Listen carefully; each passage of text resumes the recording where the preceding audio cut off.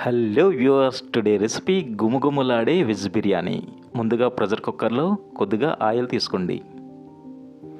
అందులోనే 6 లవంగా, 6 యాలకులు, 2 దాల్చిన చెక్క ముక్కలు, 3 బిర్యానీ ఆకులు లో ఫ్లేమ్లో పెట్టి వేగనివ్వండి.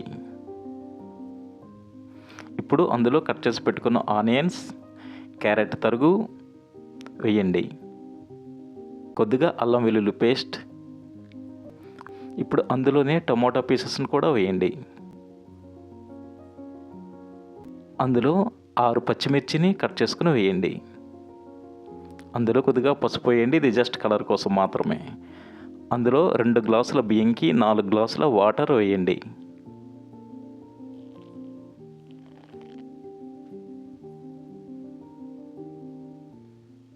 అంతటినీ బాగా మిక్స్ చేసి కొద్దిగా సాల్ట్, రుచికి సరిపడా సాల్ట్ వేయండి.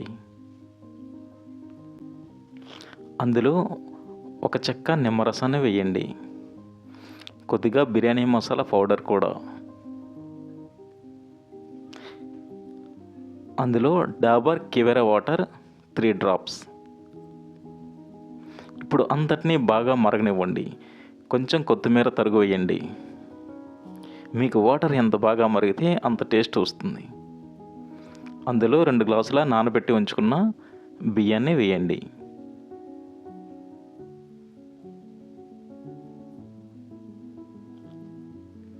ఇప్పుడు ప్రెషర్ కుక్కర్ మూత పెట్టి హై ఫ్లేమ్లో 3 విజిల్స్ వచ్చినంత వరకు వేచి ఉండి 3వ విజిల్ వచ్చాక ఆపివేయండి.